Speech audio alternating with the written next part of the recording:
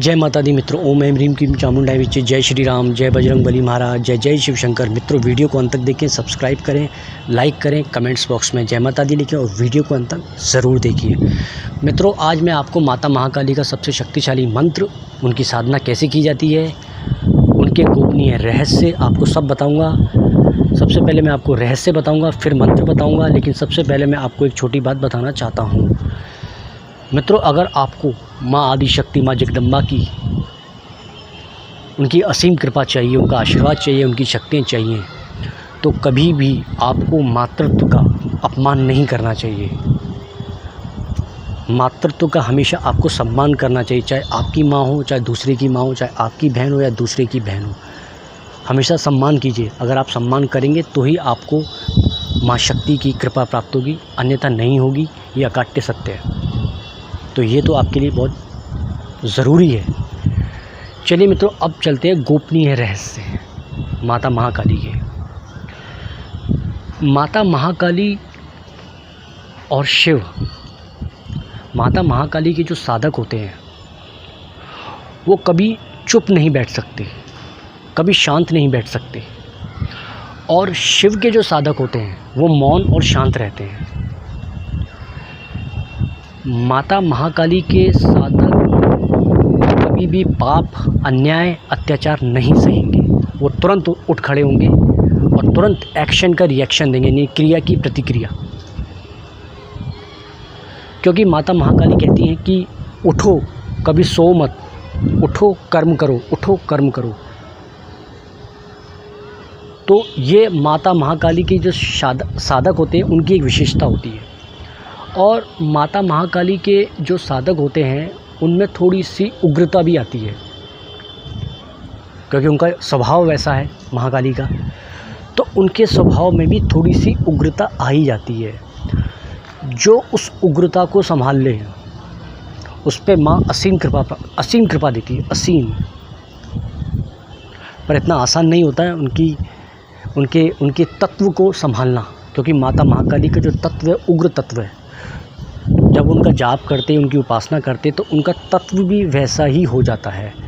हालांकि इसमें साधक की गलती नहीं है। साधक अपना जाप कर रहा है, अपनी माँ के लिए जाप कर रहा है, अपनी माँ को मनाने के लिए जाप कर रहा है, परंतु माता महाकाली का जो तत्व है वो तत्व धीरे धीरे उनके अंदर आता है और थोड़े से वो वैसे हो जाते हैं। और मैंने दो तीन गुरु जो हैं उनसे मिला हूँ, जो माता महाकाली के जो साधक हैं उनको मैं गुरु ही समान मानता हूँ, क्योंकि मैं स्वयं शक्ति की उपासना करता हूँ, महाकाली की उपासना करता हूँ। तो उनसे मेरी रोज़ या कभी कभार, अभी तो नहीं हो रही भेंट क्योंकि कोरोना के चक्कर में, लेकिन उनसे भेंट होती रहती है। तो थोड़ा सा मैंने ये महसूस किया, मैंने ये जाना है कि वो थोड़े उग्र होते हैं। हालांकि हमेशा उग्र नहीं रहते, हमेशा उग्र नहीं रहते। वो जो छोटे जो साधक होते हैं, जिन्होंने कम जाप किया है, वो सिर्फ तभी उग्र होते हैं जब उनके सामने कोई गलती करता है, वैसे उग्र नहीं होते। और माता महाकाली के मैंने ऐसे ऐसे साधक देखे हैं जो बिल्कुल सौम्य रहते हैं, बिल्कुल चुपचाप शांत रहते हैं, लेकिन अगर भड़क गए वो तो वो छोड़ेंगे भी नहीं आपको।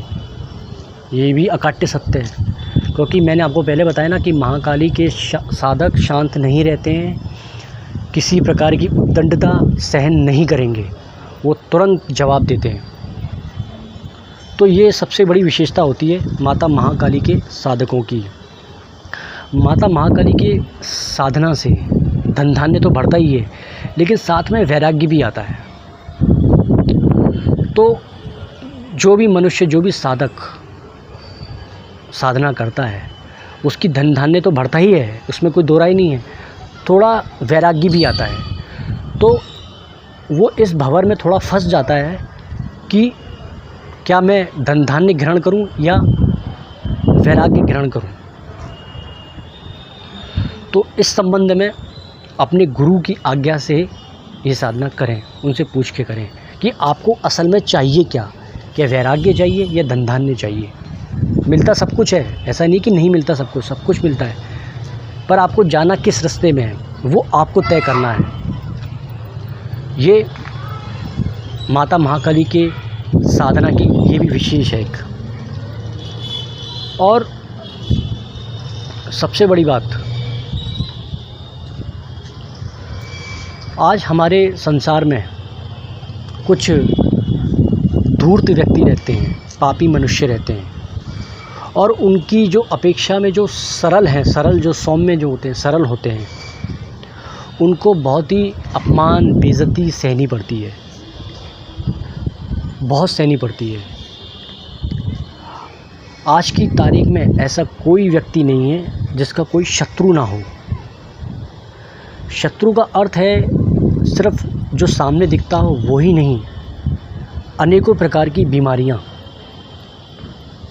जैसे बहुत घातक बीमारियां हैं, और वो उन बीमारियों से उन पीड़ाओं से हमेशा घिरा रहता है। उनसे निजात पाने के लिए,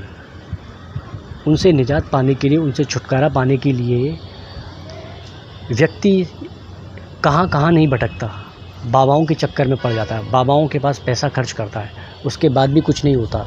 उल्टा क्या होता है, पैसा तो जाता ही जाता है, साथ में स्थिति और ख़राब हो जाती है। क्या हो जाती है? स्थिति और ख़राब हो जाती है। तो ऐसी अवस्था में माँ जगदम्बा यानी कि माता महाकाली की दीक्षा प्राप्त करके किसी अच्छे गुरु से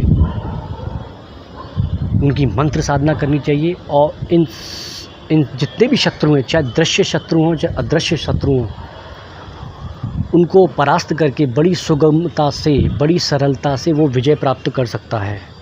केवल माता महाकाली एक ऐसी शक्ति हैं जो आपको हर तरीके से, हर तरफ से आपको सुरक्षित रखती हैं, और आपको एक ऐसा अनमोल, एक अमोघ कवच प्रदान करती हैं जिसको कोई भी भेद नहीं पाता है। जितने भी शत्रु हैं आपके, दिखते हैं नहीं दिखते हैं, वो स्वयं ही नष्ट हो जाते हैं। आपको कुछ करने की ज़रूरत भी नहीं है, आपको सिर्फ जाप करना है। स्वयं महाकाली बैठी हुई हैं, वो आपकी सुरक्षा करती हैं और ऐसे शत्रुओं का नाश करती हैं। और ज़्यादातर आज की तारीख में सबको एक परेशानी होती है कि मेरा शत्रु है, मुझे महाकाली की साधना दीजिए, तो वो साधना ले लेता है किसी गुरु से, जाप करता है। मैंने एक चीज़ देखी है मित्रों, क्या होता है कि छोटी छोटी बातों पे झगड़ा हो जाता है, और छोटी छोटी बातों पे वो शक्तियाँ चलाते हैं। ऐसा नहीं करना चाहिए। ये शक्तियाँ कोई छोटे काम के लिए नहीं होती, बड़े बड़े कामों के लिए होती हैं। और तभी तो गुरु ऐसी विद्या प्रदान नहीं करते हैं। ऐसी विद्याएं गुप्त हो गई हैं, मंत्र को कीलित कर दिया गया है ताकि जो लोग हैं इनका दुरुपयोग ना कर सकें। माता महाकाली वशीकरण की अधिष्ठात्री हैं, यानी स्वामिनी हैं। वशीकरण की साधना के, वशीकरण जिसको करना हो उसे महाकाली की साधना अवश्य करनी चाहिए। उससे अकाट्य वशीकरण प्राप्त होता है, किसी को भी वशीकरण कर सकता है। लेकिन बेवजह अगर आप किसी को परेशान करोगे, बेवजह किसी को दुख पहुंचाओगे, तो माता महाकाली जानती हैं, देखती भी हैं। उनका कोई साधक का कोई गलत काम करेगा ना तो दंड के लिए तैयार रहे, क्योंकि माता महाकाली की नज़रें बहुत तेज़ हैं, सबको देखती हैं अच्छी तरह कि कौन क्या कर रहा है, कौन क्या नहीं कर रहा है।